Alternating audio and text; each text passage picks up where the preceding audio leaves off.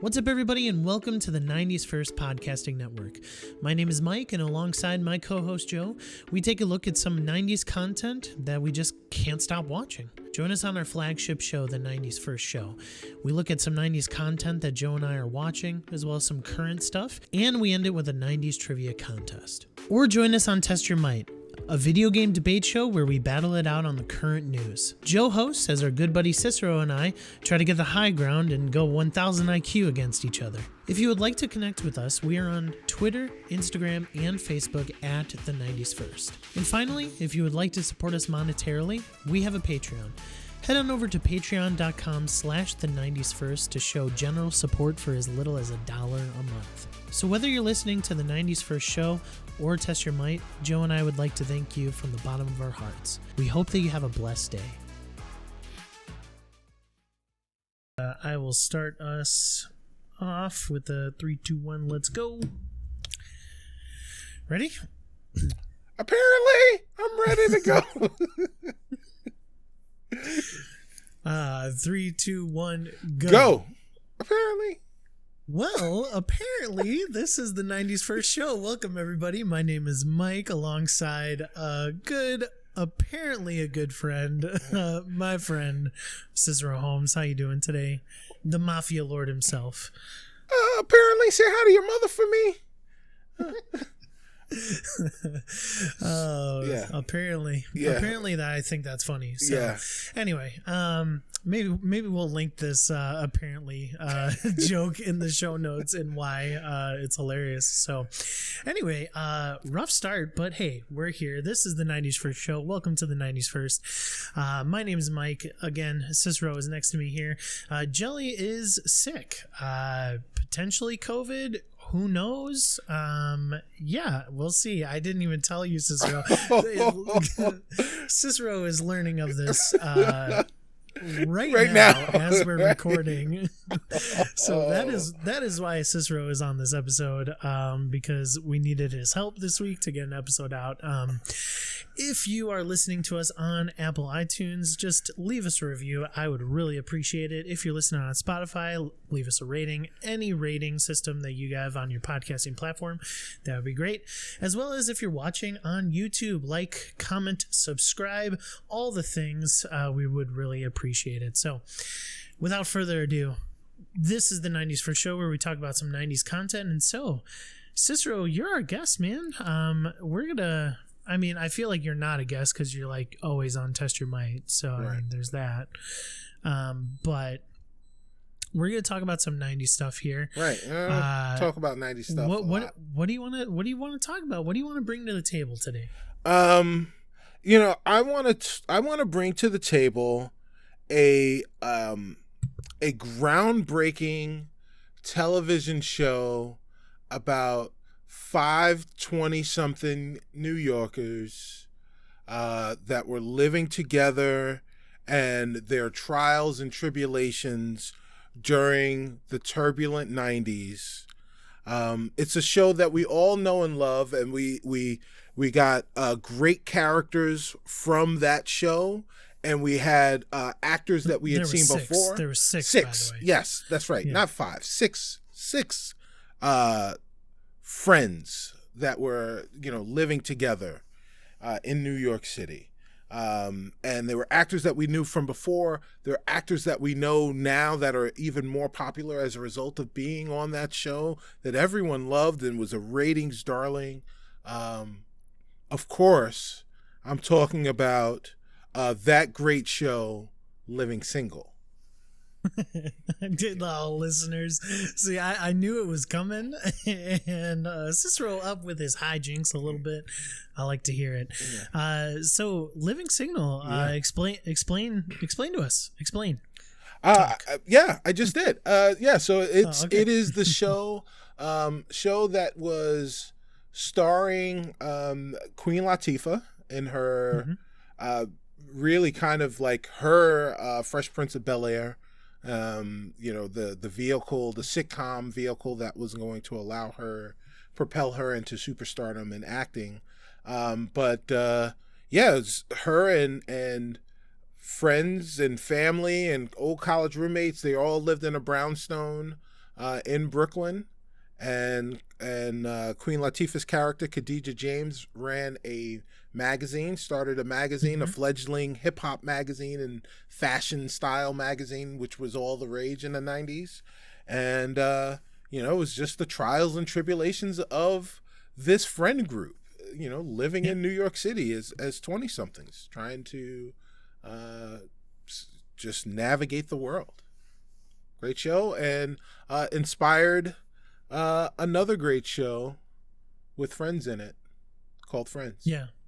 Called Friends, with literally.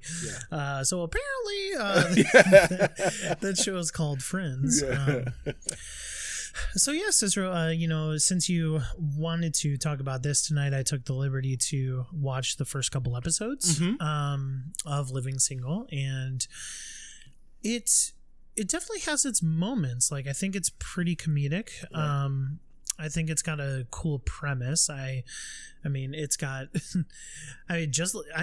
Honestly, it's very, very similar to Friends. Like it's got the two guys living down living in a different apartment in their complex or whatever, right? And then they just come over. Right. One of the funniest scenes. It was in the second episode, but they were having an argument, and one of the guys just walks in, and he walks in silently, and he points up he points up a finger, says, "Hold on, wait a minute." He doesn't say anything, but he just points it up. Right. And he goes and closes the window that's wide open because ain't nobody want to hear that argument. It was just... and then turns around and walks right out. Yeah, it was really funny. But one thing I wanted to get your thoughts on, because I'm assuming you've watched more than 2 episodes than I have. That is a safe and correct assumption. Yeah.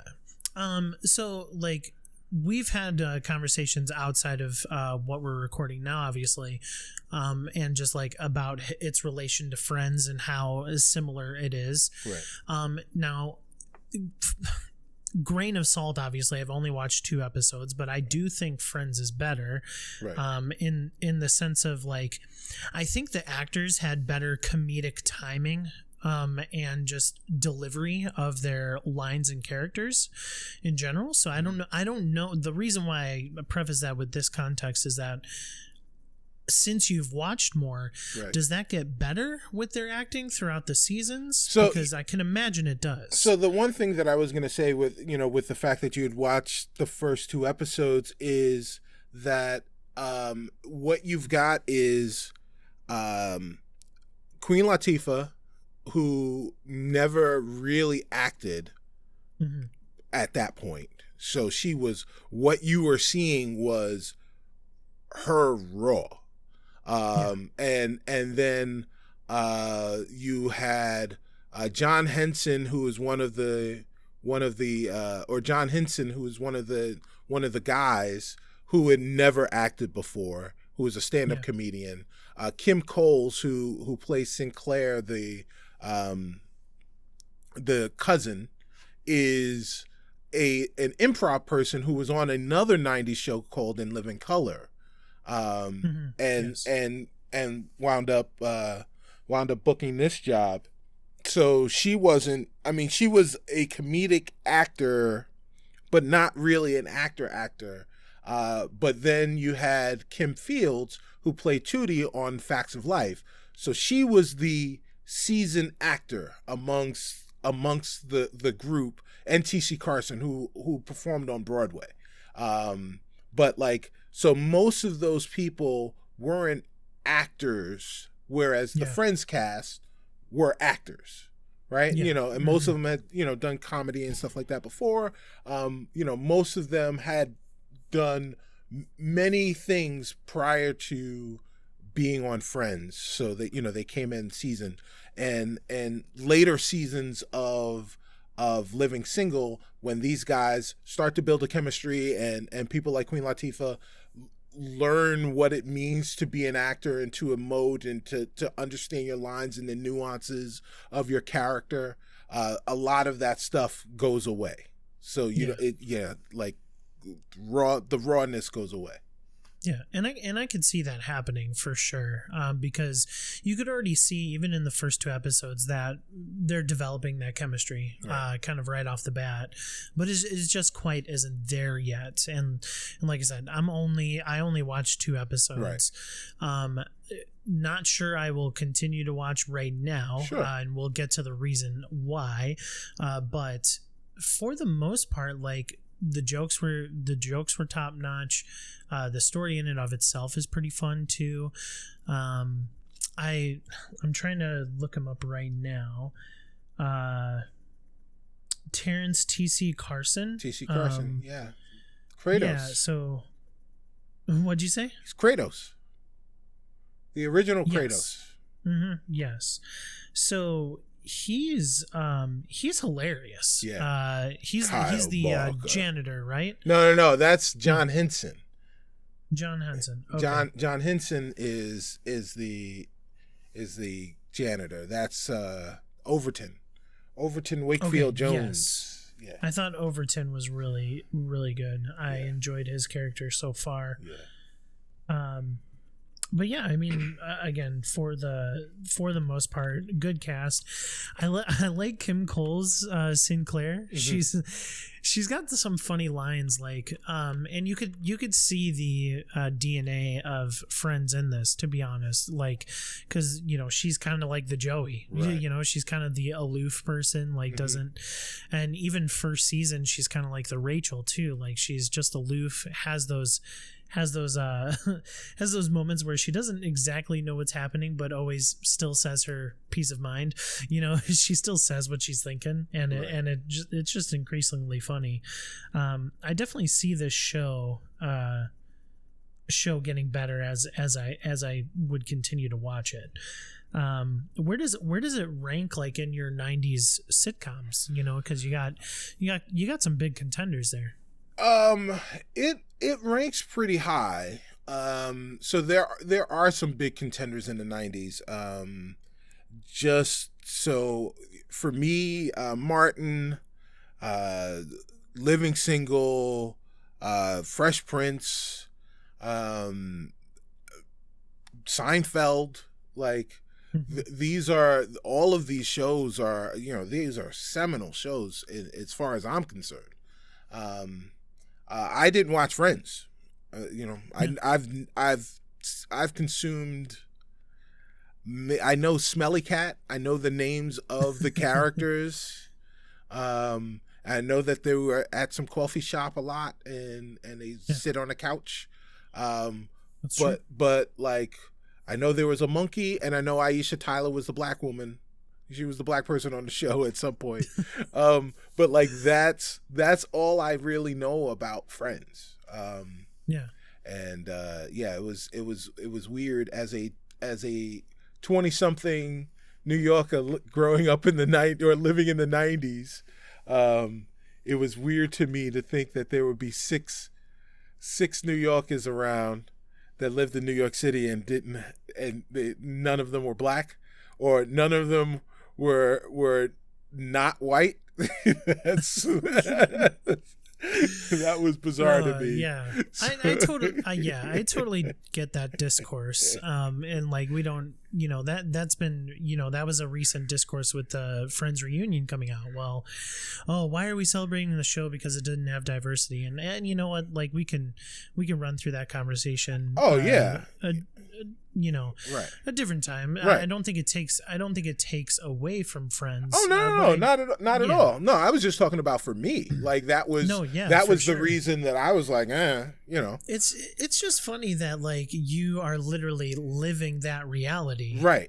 Like, because you're there in New York. I mean, you didn't have Central Perk. You probably had Central Coffee or something like that. But there's probably a black folk here and there, and so I definitely hear that. Right. So, well, I mean, not even that. Like, there wasn't like I don't know six white kids, like of that age, that if they were a group of people that were hanging out together. Like my friends were, I had a Filipino friend, I had a Korean friend, I had 2 black friends, I had, there was a white dude, there was a Hasidic Jew dude. That was my friend group, and that was typical of New Yorkers. So like that was the weird part for me. It was like, what? Yeah. It's not funny. Even that there's just no black people. It's just like it was just white people. Like, where is that happening? Where in New York is that happening? Yeah, so that was the most hodgepodge of all cities. Right. Yeah. No, I get it. I totally get it. That's just funny that you bring that up. Right. Living Single, definitely go watch it. It is on Hulu if you have a subscription there. So check it out. Just 30-minute episodes, right. Just sitcom from the 90s. Right. And it went five seasons. It got a really weird send off for the finale. It kind of got canceled in the middle of the season. And no one really knows why that happened. But for its time, while it was out, it was like a destination show for people, pop stars, athletes, in the communities, right? Like it was like the list of cameos of people that have wound up on the show. It was every week, every episode, it was like by like season 2, every episode had somebody where I was like, oh, that's so and so. And it wasn't just like stars. Like I think Will Ferrell plays a dude, like before he was unknown, he played a random dude on an episode. There you go. Yeah, like there's so many people that were on this show. It is really hilarious. A lot of, oh, that's that guy or that that woman or whatever. Really cool show to kind of check out and see who's who and watch a really funny show with a great cast. Yeah. I had a good time watching the first 2 episodes, so definitely check it out, listeners, on Hulu if you have a subscription.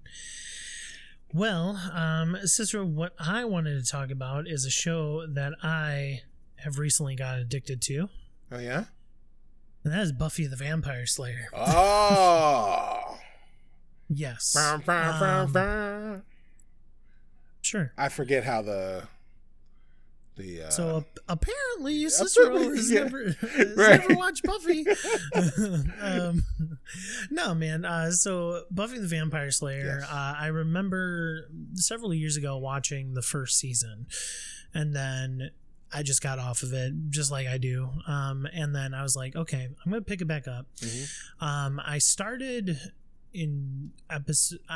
season 2. I actually remember watching maybe like 2 or 3 episodes of season 2 because I remember the concept of those episodes. And then now I'm in new territory, and man, is it fun. I just think it's a really fun show. Like it's got these, what I really like about it is that, like, although it's the Vampire Slayer, they have interesting and different stories with like different types of like monsters, different types of like conflicts. It's not just like Buffy destroying some vampires, but it is, it's everything. It's everything that is demonic, ghostly, ghouly, monstery, vampire-y that Buffy is taken care of.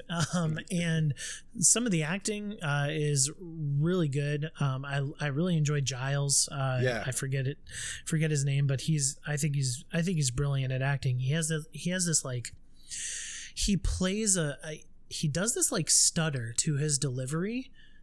I don't know if you can recall that, but like it's grounded in who his character is, which is really good. So I think he knocks it out of the park. Cordelia is dumb but fun. She's funny. Like, I forget. Oh man, I was gonna mention it, but I forget this joke that she said on one of the episodes that I was recently watching, and it was just spot on. It was so funny. But then obviously you got Sarah Michelle Gellar as Buffy. You have Nicholas Brendan as Xander. Allison Hannigan as Willow, one of her first roles. She would go on obviously to do American Pie and How I Met Your Mother, Right. stuff like that. Yeah, and you just got a really good cast and really good stories. You have David Boreanaz as Angel, who just shows up whenever he wants to in the show. That's right. And he's always there. He's always there at the right time. He's a stalker, but Buffy doesn't see it. So, because he's got those eyes. He knows how to smolder, baby. He knows how to Cicero, smolder. what are your thoughts on Buffy before I start rambling again? Buffy is a fantastic show. It's a show that I came to later in my geekdom. I didn't watch it live. I think I started watching it on Netflix, and it is the blueprint for the best television or the best series, because there isn't really television anymore, but the best series that are out today. You can trace a lineage back to Buffy in terms of serialized television, good television, just action while still being earnest, a sense of real palpable danger even for the principal cast, that you really feel like there is jeopardy and there are stakes, and the show has conditioned you into believing that it's possible for our heroes to not succeed and to perish. So like all of those things came from Buffy, and did a really, really great job, and I love that cast. And then once I guess slight spoilers, once Angel, the series, there's a series called Angel that is a tie-in to Buffy. Once that comes along, that's when the watching Angel and Buffy becomes really intense, because there was an order that you're supposed to watch Buffy and Angel to keep the timeline straight. Ooh, I didn't know that. Thank you for the heads up, because I was planning on visiting Angel. So that's kind of like the CWDC shows, right, where you're like kind of got to watch them in certain order if you want to hit certain spots. Right. But yeah, I'm really, really enjoying Buffy the Vampire Slayers so far. I think it's definitely up there for like a show that I don't want to call it like, whatever top 10 or whatever for myself just yet, but so far I could see it's inching closer, just because the storytelling has been really good so far. And although there's some hiccups with the acting and stuff like that that I see and notice, because Sarah Michelle Gellar's young in this, like she's not, this is one of her first roles, right? Right. But ultimately, like, they do a really good job. I really like recently, the past couple episodes have been like just different wrinkles of like storytelling as far as like the different characters, right? So like Giles, he has a past in practicing magic and stuff like that, and just bringing that to the context of a Buffy storytelling medium. It's like, I just think it's super good. I love musicals, and I hear there's a musical episode in a later season, so I'm excited for that. Buffy the Vampire Slayer is what I'm going to be binging recently, because I got shall I say, got my teeth sunk into them. But I'll leave right now. Yeah. Do you want to host the rest of the show? Yeah. Now I'm gonna see myself out. Oh, okay. Yeah. Oh man. All right, so it's a one-person show. Let me do some settings here. The sun will come out tomorrow. tomorrow. Yeah. All right. Cicero, what else have you been watching? Anything you want to talk about really quick before we get to some 90s Now news? What else have I been watching? I just finished Never Have I Ever Season 2 on Netflix. It's cute, kind of coming of age television show about this American girl with Indian parents, and the culture clash in high school and all that other stuff is really, really funny and fun. I watched Suicide Squad, or The Suicide Squad, the movie on HBO Max. It was definitely not Suicide Squad.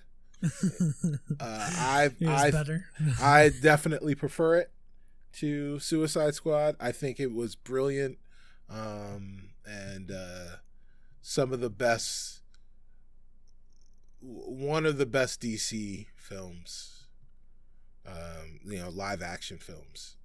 I've heard it was really good. I need to watch Birds of Prey still. And then I'm going to try to catch that. Birds of Prey was really good as well. Yeah.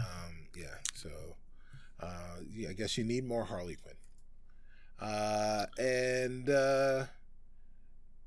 I'm watching this movie on Netflix that I can't think of the name. Oh, Paper Tigers. But I haven't finished it yet, so I can't tell you how it is. Okay. Yeah. Anything else? Big Brother. Oh, yeah. I'm not caught up. I'm many episodes behind. Oh, so man. Please don't say anything. So, things just get away from me and my wife. We watch it together. So, fix your life. Fix my life? Yes. Fix your life so you can watch some Big Brother. Oh, my goodness. Holy cow. Thanks, Cicero. I'll just get on that. So apparently you need to fix your life. Yeah.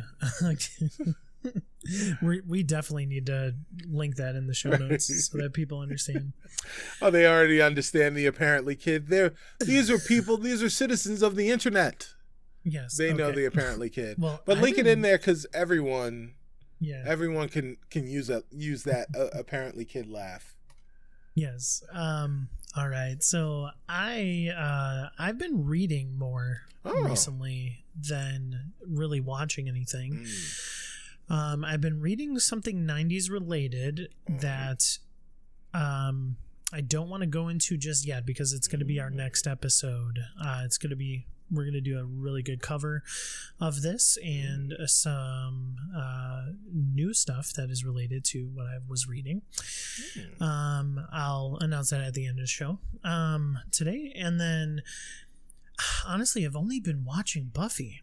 I've been listening to a lot of video game soundtracks recently, and I'll just hit you with some top 3 right here that you guys just need to go listen to. Octopath Traveler, very good soundtrack. Ori and the Blind Forest. Will of the Wisps is just as good. And then a little one called Gris. I don't know if you've heard of Gris, the video game, but has a very, very good soundtrack. And I've been listening to video game soundtracks while I read, and it's now one of my favorite things to do. Like, it's really, really awesome. Anyway, that's really what I've been doing. I haven't been doing much but watching Buffy, so we've already talked about that. All right, Cicero, let's get to some quick 90s Now news. We don't have a 90s Now review, but we will next episode. Again, stay tuned for that. I'll announce what we're doing. But we got 3 pieces of news here. So first, did you ever watch the Powerpuff Girls when it was coming out? Of course. Oh, good. Sugar and spice and everything nice. So CW is doing a live action reboot of that series, and Chloe Bennett is actually leaving the series. I don't know if you've heard about this. I didn't know she was going to be in the series, but now she's not. But now she's not. So Chloe Bennett was set to play Blossom. So she is leaving the series. According to Variety, that is the report. The report states that Dove Cameron and Yana Peralt are still attached to play Bubbles and Buttercup. So we're not losing all three, but this isn't just the person at the top of the marquee. Yeah, just Blossom. And to be honest, Cicero, I don't know if you've been following this a little bit, but they really haven't had like good goings at it so far. They had to reshoot the pilot. Now their lead actress is gone. I don't know. What do you think about the concept of a live action Powerpuff Girls, and then talk about the news that we heard today? If someone were to say, hey, we should do a live action Powerpuff Girls, I would probably say, no, I don't think that's a good idea. Like, more Powerpuff Girls, yes. Live action, I don't know. Like, I kind of like them the way they were. But having said that, maybe they can do it. Like, maybe it'll be cool. Who knows? But I don't know. But apparently, I think Chloe Bennett thinks it won't be cool. So maybe she knows something that we don't. Well, apparently she's ready to leave. Right. I honestly, in a world that I live in right now, I don't think I would have ever invested the time into the live action Powerpuff Girls besides to review it for this podcast. Because, like you said, I would just rather go watch the original show, like, because it's that good. I mean, you got the Powerpuff Girls, as you already said, Sugar Spice, Everything Nice. You got Mojo Jojo. I mean, you got characters, you got a plot, you got a good show. I don't know if a live action would do it for me, but apparently it's not doing anything for Chloe Bennett, so she is set to leave. All right. Next piece of news here, Cicero. Something that we've already mentioned here, but the Fresh Prince of Bel Air reboot is also getting new showrunners. Yeah. The original showrunners were reported to bring a more dramatic style of Fresh Prince, and now they're leaving. And so, got new showrunners on the helm, and they are kind of rebooting it in the same style, basically. So, what are your thoughts on that? So, yeah, I don't know if we needed the gritty CW late night version of Fresh Prince of Bel Air, though, right? Like, I don't know who was calling for that. Like when Jazz gets thrown out, he may actually injure himself. But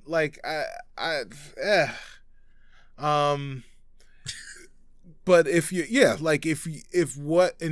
what you're gonna do is do the like Girl Meets World version of Fresh Prince, right? Where it's now Will, who has been successful-ish and lives in Southern California, and one of his siblings are sending their kid out to live with him, right? And he can see lots of himself in this person, right? Yeah.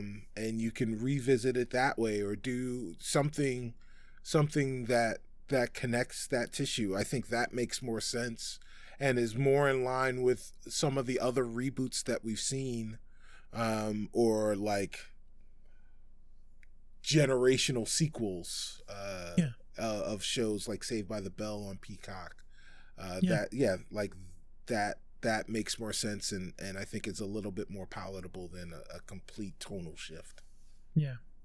Speaking of Peacock, this show is supposed to be released on Peacock, and it is produced by Will Smith himself, and it's said to be going in a slightly different creative direction, with Peacock reportedly now looking for a broad skewing network style show in contrast to the edgy premium series that Collins, the original showrunner, had wanted to deliver. So we'll see how it goes. Release is supposed to be next year, and it is already 2 seasons are already ordered for Peacock release. So yeah, I'm hoping it's good. Do you think you'll give it a shot more so than like the Powerpuff Girls one? Well, I'll watch it, right? Like, yeah. But just because I watch it once, just because we went out on a date doesn't mean we have to get married. So, so if it's no good, then it doesn't get a rose. Oh my goodness, that's hilarious. Speaking of The Bachelor, we can, I don't know if you watched that, but yeah. All right. All right, good. So, anyway, I watched The Bachelor with my wife. Take it or leave it, listeners. Yeah. Congratulations. All right. I do not. Congratulations. Okay, our final piece of 90s Now news. Uh-oh.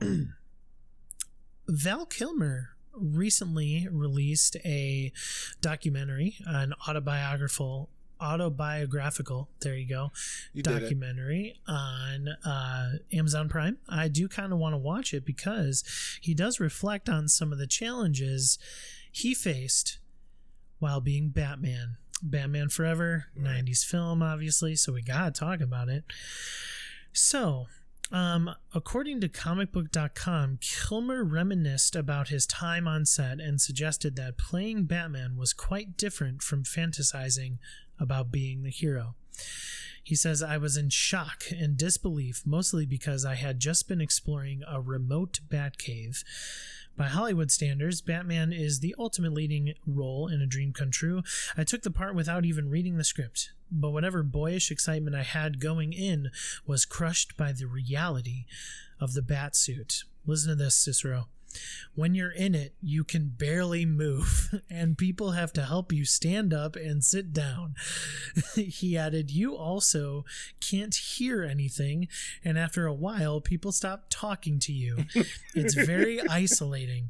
It was a struggle for me to get a performance past the suit, and it was frustrating until I realized that my role in the film was just to show up and stand where I was told to.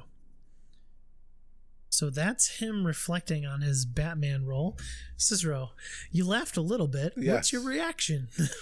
Well, I mean, listen, it kind of is like Batman himself. He's isolated. Soon enough, people stop talking to him. They don't want to talk to Batman. Batman's coming in, he's breaking people's arms. So, but also, I'm laughing at the fact that he's sitting here and he's complaining about what's going on and how is a dream come true. Yeah, you know what the dream was? To make a lot of money playing a character in a big budget sequel. And that's exactly what he got.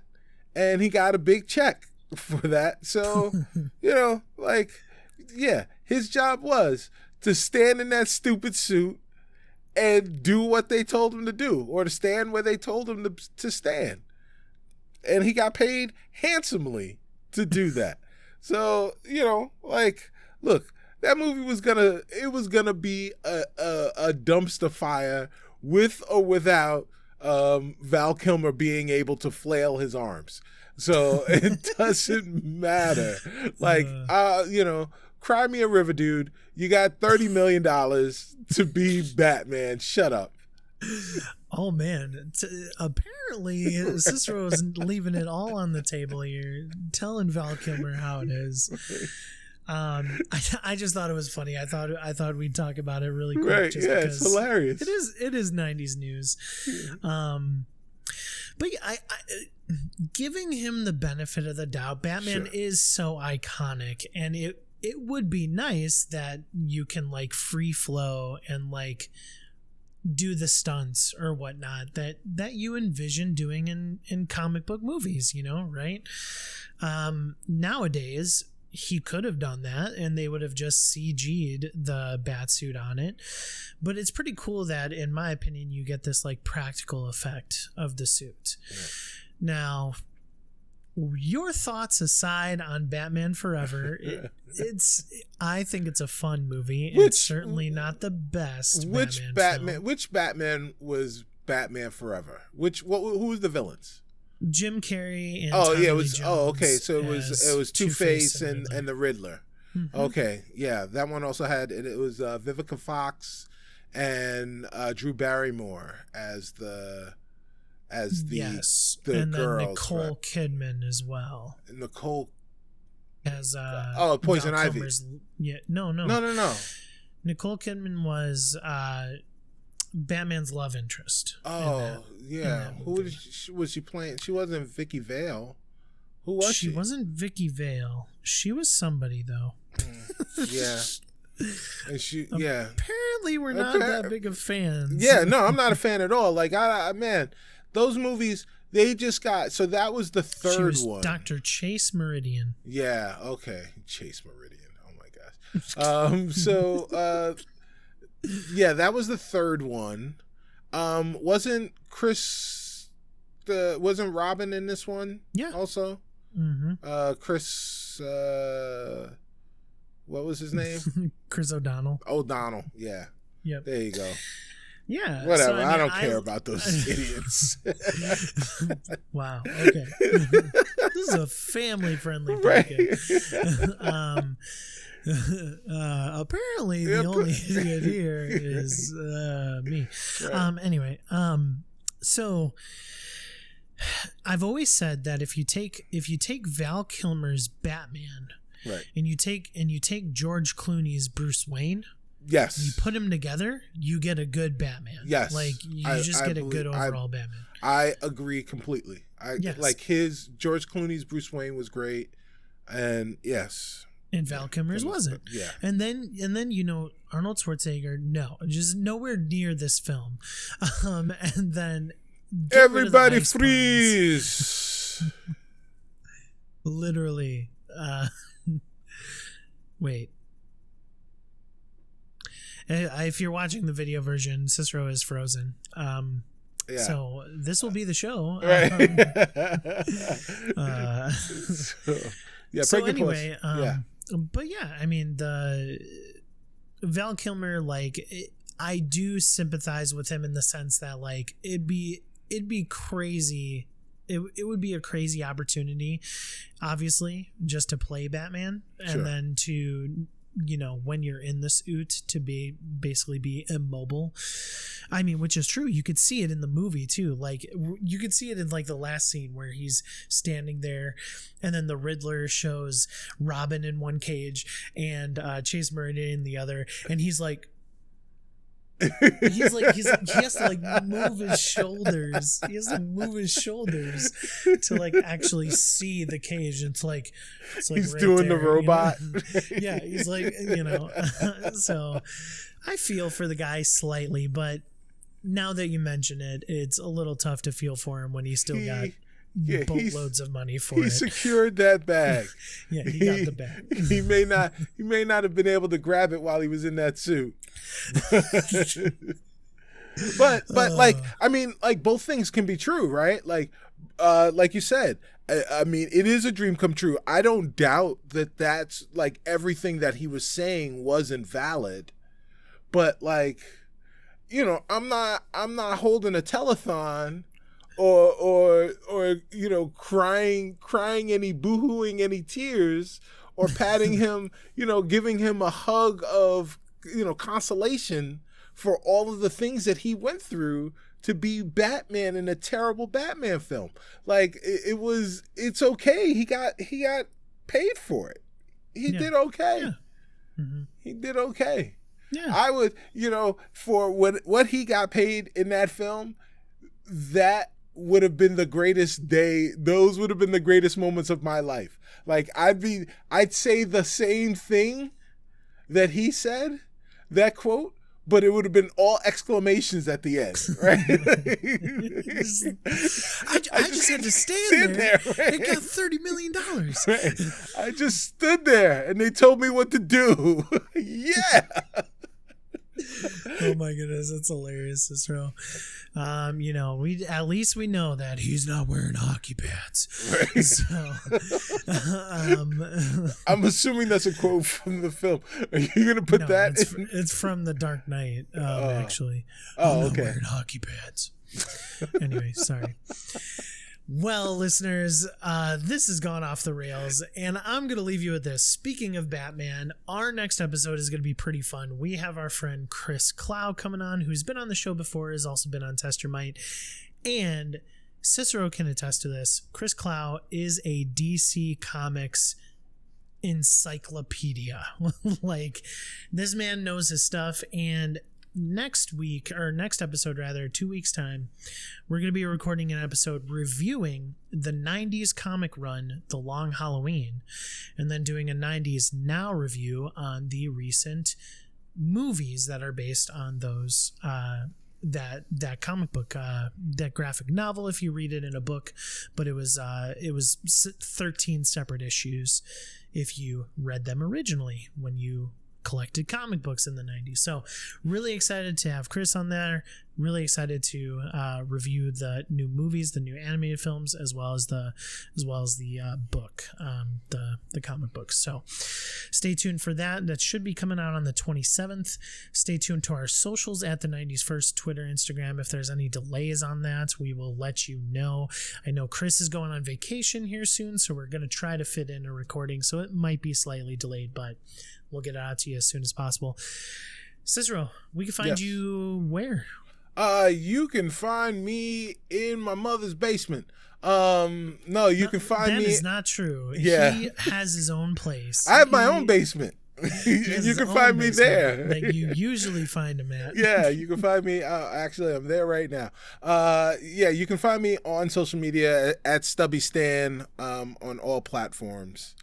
And also find me right here on the 90s First, winning every week's Test Your Might, even when I am not there like I was last week.